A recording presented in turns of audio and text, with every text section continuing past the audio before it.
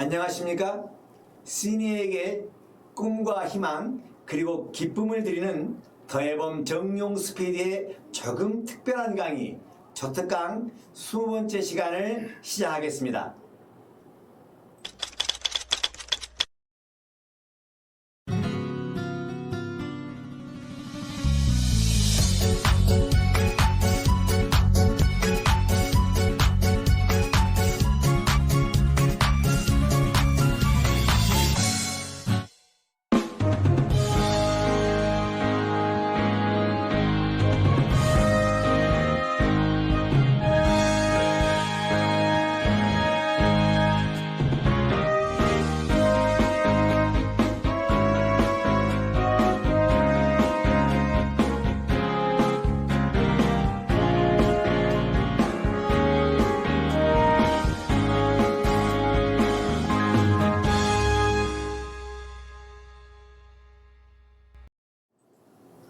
여러분 안녕하세요.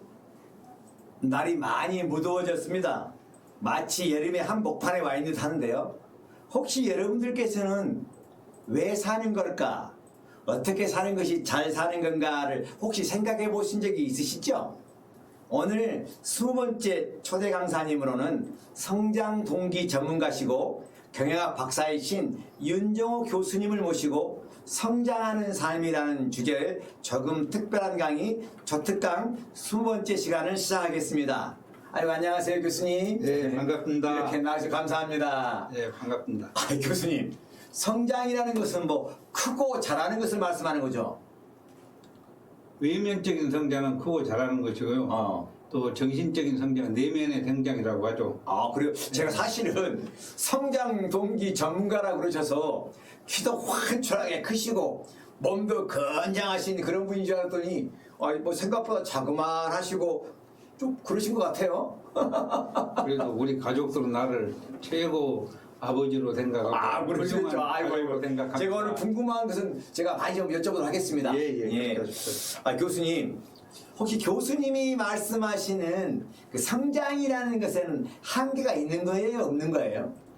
성장은 학문과 같다고 생각됩니다. 아 그래요? 예. 네. 성장은 한국과 같아서 그러면 한계가 없다는 얘기인가요? 그렇죠. 아, 네, 그래요. 그러시면 교수님 오늘 해주실 저특강 주제가 성장하는 삶에 대한 특강인데요. 그 성장하는 삶에 대한 특강을 좀 부탁드려도 되겠습니까?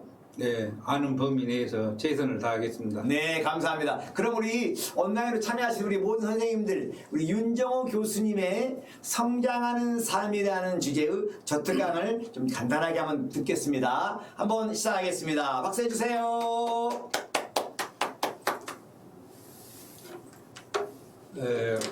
오늘 제가 부탁받고 강의할 주제는 우리는 남은 인생을 어떻게 살 것인가, How to live, 여기에 대해서 설명하도록 하겠습니다. 러시아 철학자이면서 교육의 대가이신 톨스토이는 우리 사람의 인생의 삶은 바로 성장이라고 답했습니다. 그래서 오늘의 강의 주제는 How to live, 우리가 남은 인생을 어떻게 살 것인가, 즉 성장에 대해서 자료를 나름대로 준비해 왔습니다. 설명드리겠습니다. 오늘 준비한 강의 구성은, 콘텐츠는 성장이란 무엇인가, 그 다음에 왜 우리는 성장해야 하는가, 성장 동기는 무엇인가, 그 다음에 시간의 흐름과 죽음의 인식은 성장의 마지막 단계인데 그 부분에 대해서 설명하도록 하겠습니다. 제 소개가 빠졌는데 우리 PD님께서 저를 소개를 멋지게 해주셨는데, 저는 성장 코칭 전문 교수로 많은 기간은 안 됐습니다. 그러나 저는 경영학을 공부하고 춘천대학교에서 경영학을 강의했던 경영학 박사 윤정호입니다.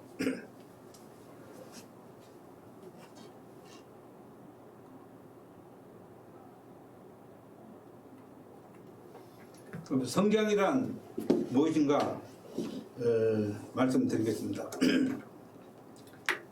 성장이란 인간이 끊임없는 성찰과 학습을 통해서 자기 완성에 도달하는 과정이라고 합니다. 또한 성장은 나로부터 출발해서 자기 자신을 알고 이해하고 보다 더 나은 최선의 나를 갖고 가는 것입니다. 성장은 나만 있어도 되는 거 아닙니다.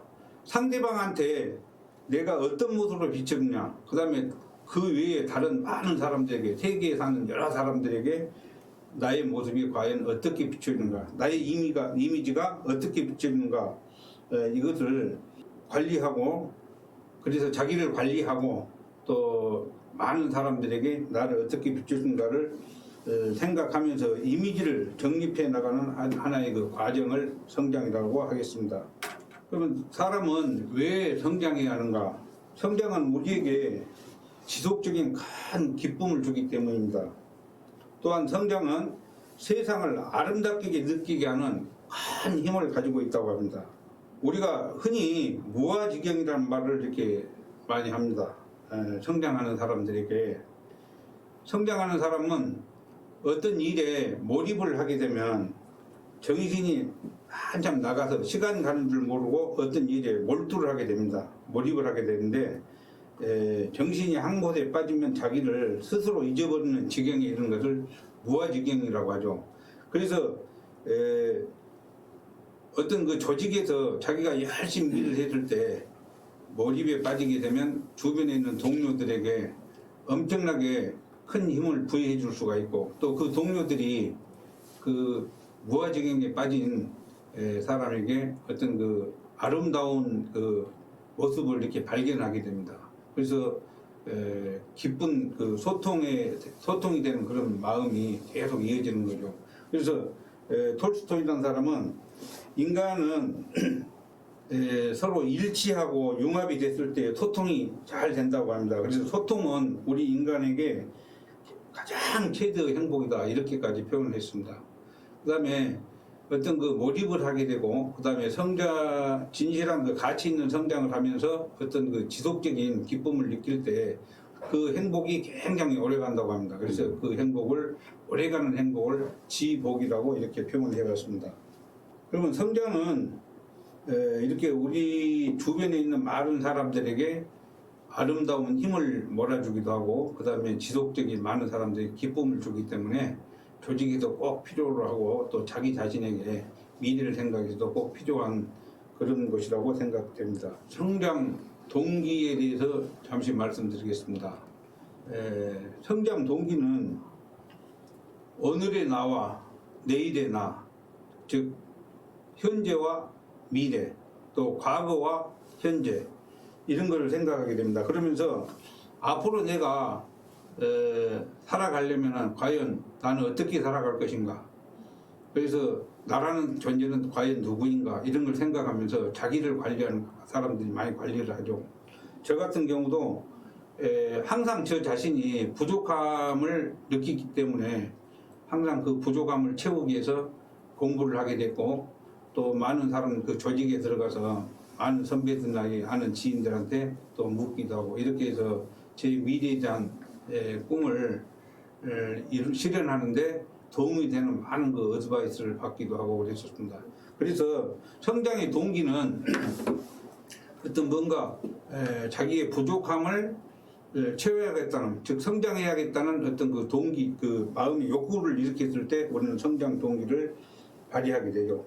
그래서 사람은 존중받고 싶은 욕망이 있을 때 성장의 동기가 보이는데, 실예를 한 가지 들자면, 예를 들어서 학력이 국민학교나 중학교밖에 안 나온 사람이 직장 생활을 했어요. 근데 그 직장 생활을 할 때 자기 급여가 한 달에 자기가 생각했던 것보다 훨씬 작은 급여를 받게 돼. 한 100만 원 정도밖에 안 받아요. 근데 고등학교나 대학을 나온 사람은 예를 들어서 자기보다 한 50% 내지 80% 이상을 더 받았다고 가정을 해봅시다. 그러면 항상 그 사람 마음속에는 내가 공부를 너무 작게 하고 학력이 짧아서 이런가 보다. 그래서 내 자신이 스스로 내가 야간 대학이라도 다녀서 내 부족한 부분을 채워야겠구나, 학습을 더 연장해야겠구나, 이런 마음을 갖고 공부의 그 학업에 도전하는 것도 하나의 성장 동기라고 보겠습니다. 다음 마지막으로 성장의 마지막 단계는 시간의 흐름에 따라 죽음에 대한 긍정적인 수능과 그 다음에 공감을 하는 것이고 선한 영향력을 끼쳐야겠다는 생각을 이렇게 갖게 된다. 이건 뭐냐면 어떤 사람은 시간이 흐르는 것을 굉장히 억울하게 생각하는 사람이 있어요. 시간이 흘러서 자기 자신의 눈가에 주름이 많이 끼기도 하고 자기가 늙어가는 모습을 이렇게 느끼면서 그 자체에 대해서 수능을 한 게 아니고 막 거기에 대해서 억울한 생각을 갖게 되고 그 다음에 시간이 흘러서 나중에 내가 늙어서 죽게 된다. 이거에 대해서도 내가 지금 현재 경제적으로 물질을 많이 이렇게 확보를 하고 또 내 자식들도 다 성공을 하고 내가 지금까지 엄청난 고생을 많이 해서 지금의 나를 이루었는데 내가 몇 년 후에 죽게 된다든가 내가 아파서 병을 갖고 죽게 되고 어떤 경제적인 활동이나 사회적인 활동을 못한다고 가정했을 때 그거에 대해서 잘 모르는 사람들은 성장이 되어지지 않는 사람들은 그걸 억울하게 생각한다 이야기입니다. 근데 우리가 그것을 수능을 하고 인정을 했을 때 사람은 마음에 많은 그 여유가 생깁니다. 내가 언젠가는 죽는다. 오늘 저녁에 죽을지 아니면은 뭐 5년 후에 죽을지 10년 후에 죽을지를 내가 인정을 하고 수능을 하고 들어갔을 때 그러면 현재 내 나이가 70이나 뭐 60 정도 됐다. 그러면 내 나이가 앞으로 사람이 뭐 지금 100세 시대라고 하지만은 90살이나 100살까지 산다 하더라도 그 남은 그 기간이 몇 년 남지 않았지 않습니까? 네. 근데 그 시간을 내가 현재 그걸 마음을 내려놓고 받아들였을 때 현재가 굉장히 소중한 내가 현재 살아있다는 그 자체만으로도 굉장히 소중하다는 생각을 갖게 되고 그 다음에 내가 항상 곁에 가까운 친구가 있고 가까운 내 가족이 있고 아내가 있고 이랬을 때 형제가 있고 이랬을 때 항상 그 자체에 대해서 굉장히 감사한 생각을 갖게 되죠. 그래서 내가 죽음을 인정을 했을 때 정말로 풍요로운 그 마음이 이렇게 생긴다는 것입니다. 그래서 이러한 그 자체가 전부 성장이다. 성장하지 않는 사람은 그런 생각을 갖지 못하게 되는 거죠. 네. 이것이 바로 성장의 마지막 단계가 되겠습니다. 그럼 이제 종합해서 맺는 말 결론을 말씀드리겠습니다. 우리는 왜 성장해야만 하는가? 그것은 아까 서두에 말씀드렸습니다만은 지속된 큰 기쁨과 행복을 주기 때문이다. 두 번째는 마지막 성장은 세상을 아름답게 만드는 큰 선물이 된다. 세 번째는 성장은 선택이 아닌 필수이다. 우리가 뭐 선택하고 자식 한 것이 아니고 그래서 성장이 멈추면 우리가 누릴 수 있는 기쁨이나 행복도 다 없어지게 된다. 그래서 우리는 성장해야 되고 앞으로도 성장하기 위해서 많은 꾸준한 노력을 해야 되는 것이라고 생각합니다. 이상으로 마치겠습니다. 감사합니다. 이야, 우리 교수님 그 강의를 들어보니까 성장하는 자, 그대는 살아있는 자요. 성장을 멈추는 자, 그대는 죽어있는 자다. 한마디로 그렇게 말할 수 있다. 그런 얘기시죠. 네. 네. 그러니까 우리가 결국은 행복함을 위해서는 끊임없는 자기 개발을 통해서 계속 지속적인 성장을 해야 한다. 성장의 마지막 단계인 또 죽음을 인식하고 좀 죽음을 기억하면서 그 단계까지 지속적으로 성장하면서 배움을 계속해야 한다. 지금 이런 말씀을 하시는 거죠. 네, 감사합니다. 정말 교수님의 말씀을 강의를 들어보니까요, 참 성장이 무엇이고 또 어떻게 성장해야 될 것이고 또 그렇게 알 것 같은데요. 또 자기가 성장하기 위해서는 혼자 성장할 수 없는 거 아니에요. 네. 그렇죠? 누군가를 만나고 또 누군가의 가르침을 받고 네. 또 무엇인가를 보고 네. 무엇인가를 배우면서 그 성장의 목표가 있어야 될 거 아니겠습니까? 그럼 그 성장의 목표는 개인별로 다 다를 수 있겠죠? 네, 그렇죠. 그러면 우리 교수님의 성장의 목표는 무엇이었어요? 저는 원래 이제 성장은 목표가 아니고 네.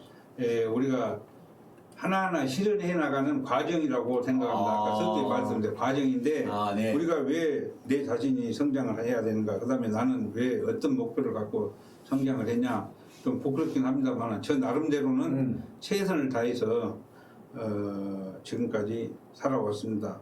네. 다른 사람들이 잠자는 사이에 공부하고 네네네. 또 다른 사람들은 회사만 다니고 마는데 저는 저 밤으로 학교도 다니고 공부도 하고 해서 박사까지 받아서 지금까지 이렇게 살아오는데 지금도 꾸준히 성장을 위해서 노력을 하고 있는데 그 이유는 내가 알고 있는 어떤 지식이나 노하우를 다른 여러 사람들에게 사회에 미래의 지식이나 경험이 이렇게 필요로 한 사람들에게 네. 내가 이렇게 지식을 전파하고 알려줌으로써 네. 그 사람들과 공유함으로써 그 사람들이 나중에 저한테 들은 그 작은 지식이지만은 그 사람 나름대로 또 성장이 될 거 아닙니까? 네. 그래서 그분들이 사회에 또 좋은 네. 선한 영향을 미치는 것을 전 나는 그 자체를 행복하게 생각하기 때문에 그러니까 우리 교수님은 결국 나를 성장을 시키면 그 성장함으로 따라서 다른 이웃들에게 네. 다른 사회에 또 환원하고 나눔으로써 네. 성장의 어떤 목적을 달성할 수 있다. 네. 그런 말씀이시군요. 네. 네.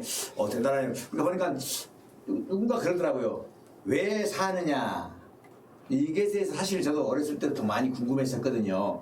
왜 사느냐. 사실 저도 그래서 왜 사는 걸까 그랬더니 어떤 분이 왜 사느냐고 묻지 말고 어떻게 사느냐에 대해서 질문을 먼저 가져라. 네. 이런 말씀도 하시더라고요. 네. 근데 교수님 생각은 어떠세요? 왜 사느냐를 먼저 물어야 될까요? 어떻게 사느냐를 먼저 물어봐야 될까요? 자기 스스로에게는.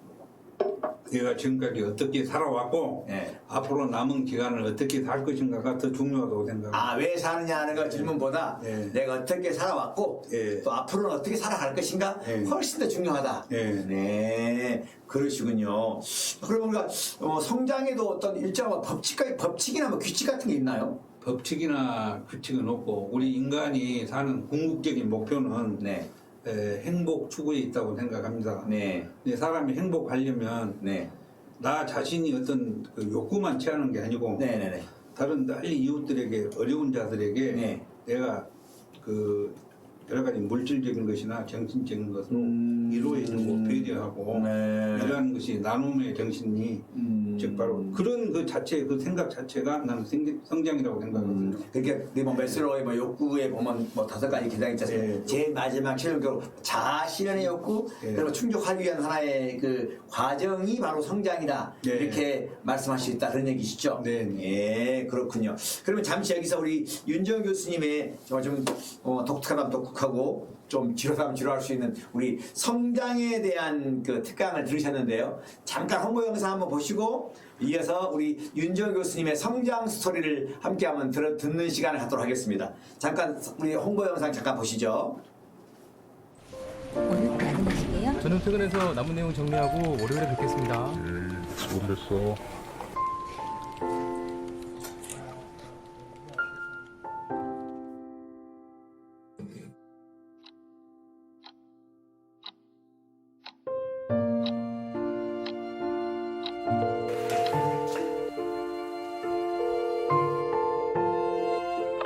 네, 저예요.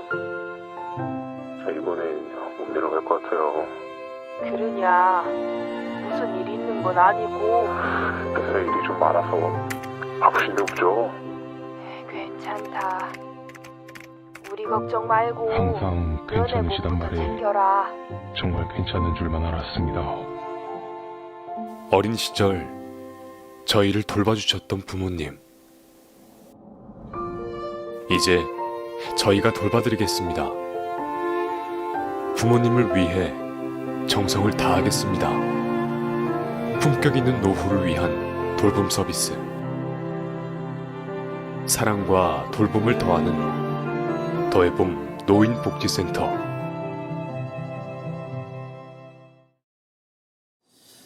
우리 윤정호 교수님의 성장 특강을 듣다 보니까 참 감명 깊은 것이 성장은 선택이 아니고 필수다. 행복하길 원하는가? 그대는 계속 성장하라. 지금 그런 메시지시죠. 예. 혹시 윤정호 교수님 고향은 어디세요? 순천입니다. 순천 풍덕동 평촌이라는 마을이 있는데요. 거기서 제가 태어났습니다. 그 순천에 태생이세요? 예. 그러니까 평촌이면 지금 순천만 정원의 뭐 끝자락 동네인가요? 네, 순천만 정원이 저희 마을이 다 들어가가지고. 어. 네. 그럼 평촌이 마을이 거의 순천만 정원으로 많이 예. 편입도 되고 그랬었어요. 예. 아 교수님 그 생가도 그쪽 들어가셨어요? 예, 다 들어갔습니다. 아 순천만 정원으로. 네. 네, 그러셨군요. 그럼 저 어린 시절 성장 얘기가 궁금한데요. 예. 형제 관계는 어떻게 되셨어요? 예, 3남 2녀입니다. 삼남이녀. 예. 그 중에 몇째세요? 제가 장남입니다. 아 장남이세요? 종갓집 대종 파평윤시 네. 지비공파 종갓집 대종손입니다.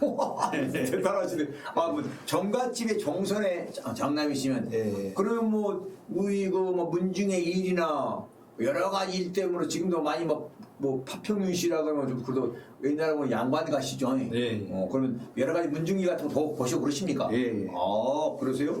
혹시 어린 시절에 국민학교는 어디 국민학교 나왔어요? 중앙초등학교 나왔습니다. 아 중앙국민학교요? 예, 예. 중앙국민은 몇 회에서요? 21회입니다. 오, 그럼 제 선배님들 지금 네. 나가고, 아유 선배님 만나서 반갑습니다. 네. 그러면 저 중앙국민학교 나오시고, 뭐 또 중학교는 삼산중학교 1회입니다. 삼산중학교 1회예요? 예, 예. 저는 이수중학교 2회인데요. 아, 네. 삼산중학교 1회. 그러시군요. 삼산중이 사실 이수중학보다 먼저 생기긴 했죠. 네. 네. 그러시고 이제 고등학교는 매산고등학교 매상고등학교 올라오시고, 24회로 졸업했습니다. 매상고등 24회 졸업하셨어요. 그리고 이제 대학은 계속 했어요? 대학은 그때 당시 이제 5남매 중에 제가 장남이 돼가지고 네. 종갓집에서 저희 증조부님까지 예. 저희 어머님 아버님이 이렇게 모시게 됐어요. 그래서 경제적인 사정 때문에 제가 대학 입학 4년제 대학 서울 로 이렇게 예비고사를 합격을 했는데 네. 가정 형편상 순천에 지금 현재 순천대학교가 그때는 2년제 전문대학이었어요. 그때 거기를 가게 순천 됐습니다. 농림 네. 농림 전문학교 2년제 네. 제가 2회로 졸업을 했습니다. 그건 완전 순천 그냥 토백이시군요. 예. 그러면 이제 순천 농림전문대를 졸업하시고 이제 그다음에 무슨 일 하셨어요? 그 다음에 그때는 비합점 이상 성적이 우수하고 그러면은 네. 중등학교 교사 자격증을 줬어요. 그 농림전문대학을 졸업하면 네. 그냥 뭐 임용고시 같은 것도 없이. 그래서 그때 그 자격증을 가지고 네. 중학교에서 교편 생활을 할 수 있습니다. 그래서 그럼 교사 하셨어요? 예. 중학교. 예. 무슨 과목을 지도했어요? 그때 제 과목은 전공 과목은 이 농업 선생님인데 네. 그때 당시에는 국어, 영어, 수학, 사회 과목이 교사들이 많이 부족했기 때문에 네. 다른 과목 선생님들을 대체해서 네. 과목 상치 교사라고 합니다. 그래서 과목을 바꾸는 교사네. 그래서 공대 건축과 나온 사람들이 수학을 가르치기도 하고 과학이나 생물과 자기를 가진 사람이 뭐 국어를 가르치기도 하고 네. 그래서 몇 년 근무를 하게 되면 한 3년 정도 근무를 하게 되면 전남 도교육위원회에 가서 네. 교육을 받고 난 다음에 그 과목으로 이렇게 과목을 전환해주는. 그럼 무슨 과목 가르쳤어요? 저는 국사를 가르쳤어요. 농업을 전공하셨는데 국사 과목을. 학교 다닐 때 국사를 좀 잘하고 네. 우리 한국의 역사에 대해서 굉장히 관심이 많았기 그럼 때문에 그 첫 발령기가 어디였어요? 고흥에 있는 대서중학교에 근무했습니다. 고흥 대서중학교. 예. 지금도 있죠, 그 학교? 네, 정말 있습니다. 예. 그래, 그럼 그 대서중학교에서 국사 과목을 가르치시면서 뭐 그 국사 과목 선생님이면 그래도 그때 당시 괜찮은 직업 아니었나요? 그 좋은 안정적인 직업이잖아요, 그죠? 예. 그런데 이제 뭐 쭉 교직생활 하시면서 뭐 특별히 기억에 남으시거나 뿌듯한 뭐 감격적인 일이거나 뭐 이렇게 뭐 지금도 뭐 좀 좋은 초이나 그런 거 혹시 없으십니까? 있죠. 잠깐 말씀드려도 되겠습니다. 그럼요. 예. 그때 당시에 고흥군에 중학교가 21개 중학교가 있었습니다. 근데 제가 그때 2학년 국사하고 3학년 국사를 가르쳤는데요. 2학년, 3학년. 네. 2학년 국사는 선사시대 때부터 2조 초기까지 국사의 3권이라고 해요. 그걸 2학년 때 가르쳤고 2학년 학생들에게. 그다음에 3학년은 2조 중기부터 근대사 이르기까지 3학년 국사가 있었는데 그 두 과목을 가르치는데 21개 중학교에서 그때는 전라남도뿐만 아니라 전국적으로 학생들의 공부를 정확하게 시키고 정확한 평가를 하기 위해서 도교육위원회에서 출제한 그 시험이 있었어요. 저도 본 것 같아요. 학력고사. 학력고사. 그러면은 그 학교 교장 선생님만 남고 나머지 선생님 전부 100% 이렇게 아, 그렇죠. 학생들은 그 학교에 있고 그 감독교사 다 바뀌었죠. 예, 감독교사는 다른 학교로 전부 가서 네. 교육청에 아침에 일찍 가서 시험지를 이렇게 배부 받아서 그 또 할당받은 학교에 가가지고 학생들한테 전부 나눠줘가지고 시험을 보인 다음에 자기 학교로 답안지를 가지고 가서 거기서 채점을 해가지고 교육청에 이렇게 보고를 합니다. 네. 그러면 학교별로 전부 그 시험 성적 결과가 등이 순위가 정확하게 나오죠. 그렇지. 부정 하나도 없이. 근데 그 시험에서 제가 21개 중학교에서 2학년 국사를 1등을 냈습니다. 지금 이 방송을 그때 당시 장학사님이 보셔도 다 아실 겁니다. 저 은사님이었는데 장학사가 저를 다 기억하고 있어요. 그 다음에 이제 3학년 국사가 21개 중학교에서 3등으로 이렇게 결과가 나왔어요. 그래서 학생들이 엄청 좋아하고 또 그 학교 교장 선생님이 그 다음 학기에 바로 저를 3학년 담임으로 이렇게 맡깁니다. 인정받으셨네. 네. 그러면 그 학교 학생들 지도하거나 가르치는데 특별한 뭐 재능을 할 때 재밌으신가요? 아이들 가르치는 거? 엄청 재밌었고 노력을 학생들보다 한 5배 이상 공부를 더 했습니다. 아, 그렇죠. 네. 농업을 전공하셨는데 네. 국사를 가르치시라니까 참 가르치면서 배운다고 네. 이것을 어떻게 쉽게 애들에게 국사를 지도할까? 네. 뭐 그 중학교, 고등학교 선생님들은 여러분들 잘 아시겠지만 거의가 다 4년제 대학 출신입니다. 네. 근데 저는 2년제 대학을 졸업하고 네. 그다음에 전공 과목 아닌 다른 과목을 이렇게 과목 상치교사로 이렇게 갔기 때문에 네. 저희 핸디캡을 이렇게 네. 커버하기 위해서 네. 열심히 공부한 그 자체가 오늘 말한 그 성장이라고 생각합니다. 예. 자기 스스로의 예. 부족함을 느껴서 그럼 그때 당시면 교직에 계시면서 내가 4년제 또 대학 좀 자격증을 세야겠다 해서 또 공부를 또 하셨나요? 아 그때 저는 이제 학교 다닐 때부터 미래에 대한 꿈을 나는 나중에 뭔가 사업을 하는 큰 사업가가 한번 돼야겠다 그런 생각을 갖고 있었죠. 학교 애들 가르치면서 네. 나는 최고 CEO가 돼야겠다. 그 생각을 갖고 예. 그때 당시에 한국방송통신대학이 학사 과정으로 처음으로 바뀌었습니다. 예. 그때 그 전에는 한국방송통신대학도 2년제 과정이었어요. 예. 초급대 과정이었는데 제가 그 중학교에 근무하면서 네. 4년제 학사과정 제도가 생겼어요. 그래서 제가 그 방송통신대학 경영학과에 3학년으로 편입을 해서 그 학교에 근무를 하면서 그 경영학을 공부를 했죠. 그때 당시 방송통신대학이면 통신 시설이나 그런 게 라디오로 배웠나요? 네, 라디오로 네. 한참 깊은 밤중에 다른 사람 다 잘 때 새벽에 1시, 2시에 라디오를 들어놓고 근데 그때 수업이 그때 시간에 열렸어요? 네, 밤에밖에 없죠. 왜냐면은 그 교수들이나 또 그다음에 거기에 그 학생들은 거기가 직장인들이기 때문에 직장인들의 그 교육 기회를 주어주기 위해서 방송통신. 그럼 뭐 한 달에 한 번이나 두 달에 한 번씩 직접 학교로 가거나 그런 것도 있었어요 그때 당시도? 방학 때 네. 출석 수업을 이제 전남대학교에 가서 받았죠. 그래서 이제 전남대학교에 가서 2주 내지 3주 정도 이렇게 공부를 하고. 그러면 학교에서도 교장 선생님이나 교관 선생님이 네. 우리 윤정호 교수님이 저 선생님은 우리 학교의 국사 선생님이지만 네. 지금 방송통신대학의 3학년 과정에 경영을 공부하고 있어라고 다 알고 계셨나요? 그랬죠. 왜냐면은 그때 당시에 이제 그 교육대학원을 광주까지 다닌 선생님들도 있고. 네네네. 또 과목이 마음에 들지 않아서 법학을 하고 싶다든가 영어를 하고 싶은 사람은 뭐 다른 학교 선생님들이나 교장 선생님들도 방송들을 많이 다니고 또 법원에 있는 그 검찰직 서기나 법원 그 서기 이런 사람들도 법학과에 지원을 해서 사법고시에도 많이 그러면 들어가고 교직에 계시면서 4년제 대학의 졸업장을 수여 받으셨군요. 아니요. 그 세 과목이 F학점이 나와가지고 수료만 되고 졸업을 못했어요. 방송통신대에서도 또 F학점 받았어요? 그러면은 그러죠. 거기는 과락이 거의 그냥 과락 나오면 바로 F학점입니다. 그러면 다음 학기에 다시 재수강을 해서 또 이수할 수 있는 기회가 주어져요. 그러면 총 2년을 다니면 되는데 몇 년 하셨어요?